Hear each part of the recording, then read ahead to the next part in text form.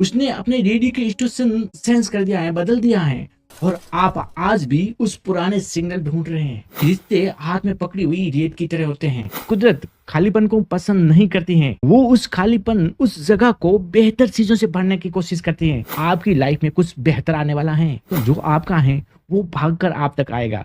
नमस्कार दोस्तों, क्या कभी आपके साथ में भी ऐसा हुआ है कि कल तक जो इंसान आपकी हर बात का हिस्सा था, आज वही आपकी कॉल की लिस्ट में एक अनजान नंबर बनकर रह गया। ना कोई लड़ाई, ना कोई झगड़ा, ना कोई बहस, बस अचानक से एक खामोशी सा आ गई। इसको घोस्टिंग कहा जाता है, यानी कि बिना कुछ कहे अचानक से गायब हो जाना, एक भूत की तरह। आज मैं आपको बताऊंगा कि इस खामोशी के पीछे फिजिक्स का कौन सा नियम काम कर रहा है, साइकोलॉजी का कौन सा डर छिपा है, और इस यूनिवर्स का कौन सा गहरा संकेत है। दोस्तों, फिजिक्स कहता है कि इस दुनिया में कुछ भी स्टैटिक नहीं होता है, यानी कि हमेशा कुछ भी एक जैसा स्थिर नहीं रहता है। और ये रिश्ते भी एक एनर्जी की तरह काम करते हैं। एक एनर्जी है, जब दो लोगों के आपस में फ्रीक्वेंसी मैच होती है, यानी कि भीतर की तरंगे मिलती हैं, तो करीब आते हैं। लेकिन जैसे ही किसी एक इंसान की एनर्जी शिफ्ट होती है, यानी कि सोच, दिशा या जरूरतें बदलती हैं, तो उसकी वाइब्रेशन मैच नहीं होती है। वो इंसान आपसे नफरत करके दूर नहीं जाता है। असल में कई बार इंसान अपने ही अंदर इतना बदल जाता है कि उसको खुद को ही अपना वो रूप पहचानने में नहीं आता है। जो आपके साथ में था वो आपसे दूर नहीं भाग रहा है, वो बस उस पुराने वर्जन से दूर भाग रहा होता है। अब वो आपका रहा नहीं है, वो बस अपनी उस नई ऊर्जा को उस नई खामोशी में फिट करने की कोशिश कर रहा है। उसने अपने रेडियो के स्टेशन सेंस कर दिया है, बदल दिया है, और आप आज भी उस पुराने सिग्नल ढूंढ रहे हैं। साइकोलॉजी में इसे अवॉइड अटैचमेंट कहते हैं, यानी कि ऐसा स्वभाव जिसमें इंसान गहरे भावनात्मक जुड़ाव से डरता है। कई लोगों के लिए इमोशनल इंटीमेसी, यानी कि दिल से करीब आ जाना, उसको प्यार नहीं बल्कि एक खतरा महसूस होता है। तभी उनके दिमाग का एक हिस्सा, जो जिसको एमिगडाला बोला जाता है, वो एमिगडाला सक्रिय हो जाता है, जो एक डर का केंद्र है। उनको लगता है कि कहीं मैं टूट ना जाऊं, कहीं मैं खुद को खो ना दूं, कहीं तुम मुझे छोड़ ना दो। और इसी डर की वजह से उसका दिमाग डिफेंस मैकेनिज्म, यानी कि वो बचाव करना चालू कर देता है। फिर वो ना तो लड़ता है, ना ही समझता है, बस खामोश होकर के दूर चला जाता है। और हाँ दोस्तों, ये सिर्फ किताब के आधार पर नहीं कह रहा हूँ।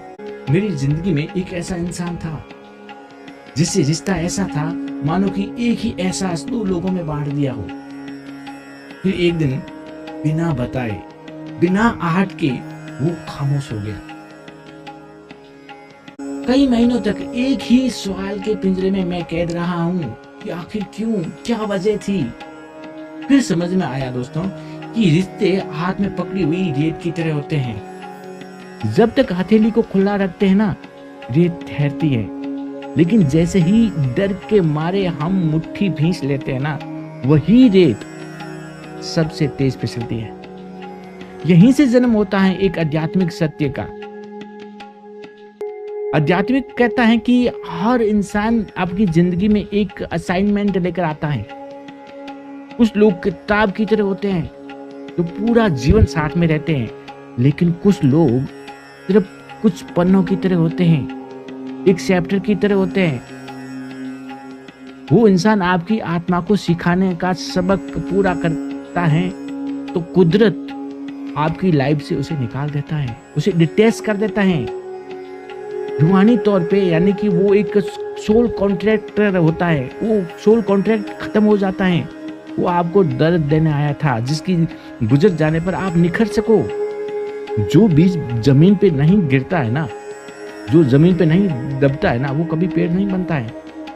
और साइंस कहता है कि जब कोई अचानक से जाता है ना, तो हमारा दिमाग वही फिजिक्स पेन महसूस करता है जैसे चोट लगने पर करता है, जैसे हड्डी टूटने पर दर्द होता है। सेम दर्द, सेम फीलिंग वही होती है।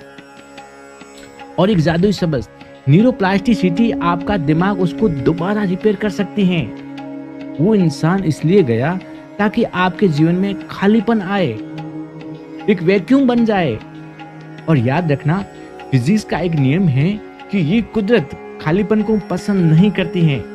वो उस खालीपन, उस जगह को बेहतर चीजों से भरने की कोशिश करती है। पुरानी चीजें हटती हैं। इसलिए ध्यान रखें, आपकी लाइफ में कुछ बेहतर आने वाला है। तो अगली बार जब कोई बिना बताए चला जाए ना, तो खुद से ये मत पूछिए कि मुझ में क्या कमी थी, बल्कि आसमान की तरफ देखकर कहें कि शुक्रिया तेरा, मेरा सबक पूरा करने के लिए। दोस्तों, जो आपका है वो भागकर आप तक आएगा, क्योंकि प्रकृति का एक नियम है, बहता है वो निर्मल है, और जो रुक गया वो सड़ने लगता है। आप एक बहती हुई नदी हैं। किसी रुके हुए तालाब के किनारे बैठकर अपना सफर मत खोइए, अपने आप को मत रोकिए। या तो आप आगे बढ़ते हैं या आप सड़ते हैं। रुकना मौत है और आगे बढ़ना जिंदगी। चुनाव आपका है। आपके समय के लिए बहुत बहुत धन्यवाद।